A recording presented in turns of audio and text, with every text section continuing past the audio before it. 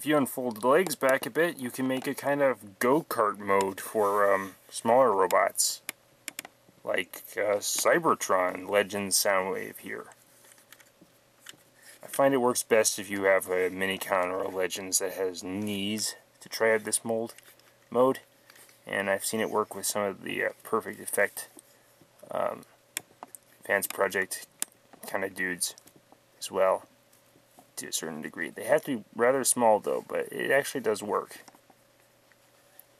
I'm just using a Soundwave and a Soundwave for color effect. And this has its appeal, just to have an armored up vehicle with some more weapon firepower, but some people don't like how it breaks up the lines.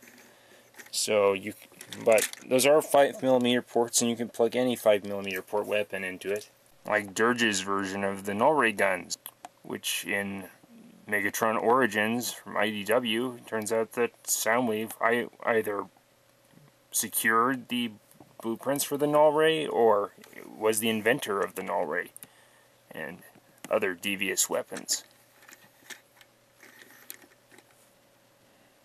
Transformation is a real treat here. We'll start at the back, where you can start by popping open the legs. Then you just pop them down. These just sort of clip up here, and a part you can get stuck on is that just the side panels of the legs can have a little fold back to line up. Just these sides where the wheels are on, they fold down, and this can be a problem if you don't remember how to do it later on when you're trying to get them back. Rotate the legs forward so they face the vent panel. The upper body, you start by unfolding the arms. These fists are tucked in a really cool way, just sort of right there. Just tab and then turn until they pull this out of the way, and then click the torso into place. They will come away, fold away the backpack wheels, the front wheels of the vehicle, and then these will have room to move.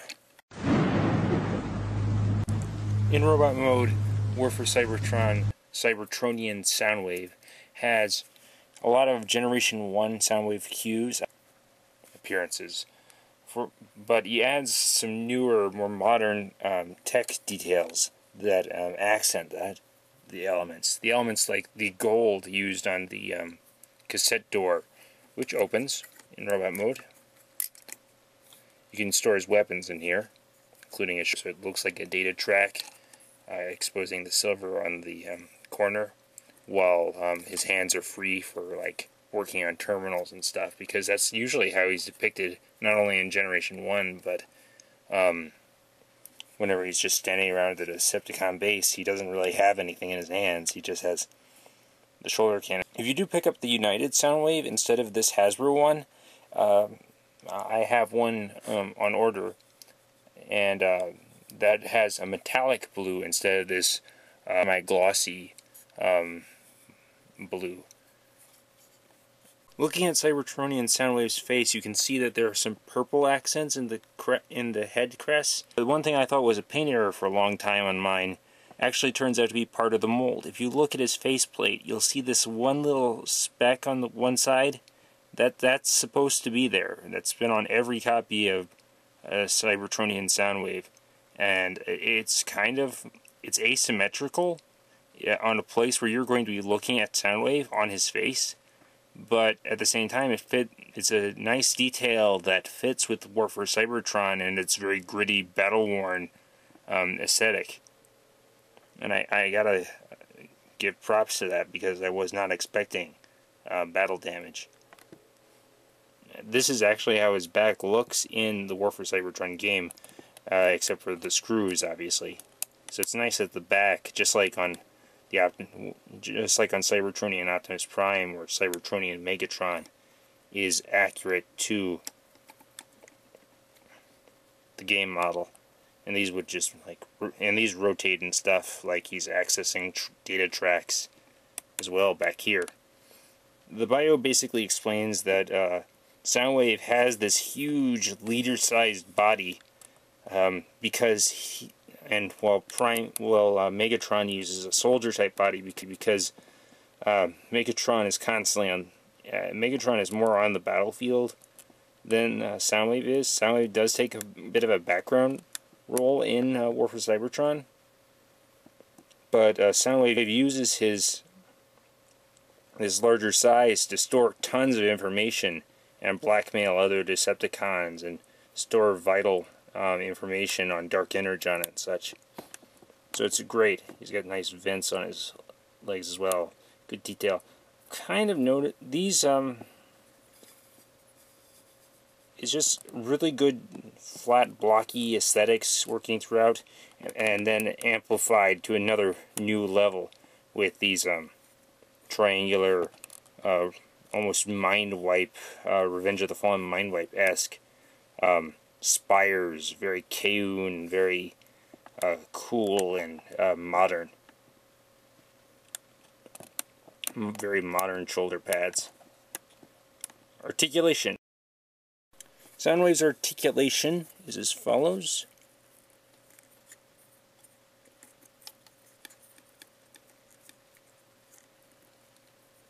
I do like that the fist can rotate. Gives a bit more variety, especially if you need him to hold certain 5mm peg weapons. And then all this elbow, upper arm movement, like so. Or on a ball joint, it can kind of tilt, so you can kind of get him to rest at any angle. So that's nice, very modern toy thinking on this design.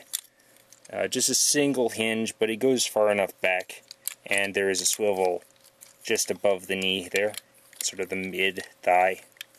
It's a very long thigh, very blocky thigh as well. And it can come out, though it's a very heavy leg, so unless you're going for that, it's not really going to help you too much. Though he can use that upper thigh movement to do walking poses and stuff. It's very necessary. Like that. Obviously the head turns.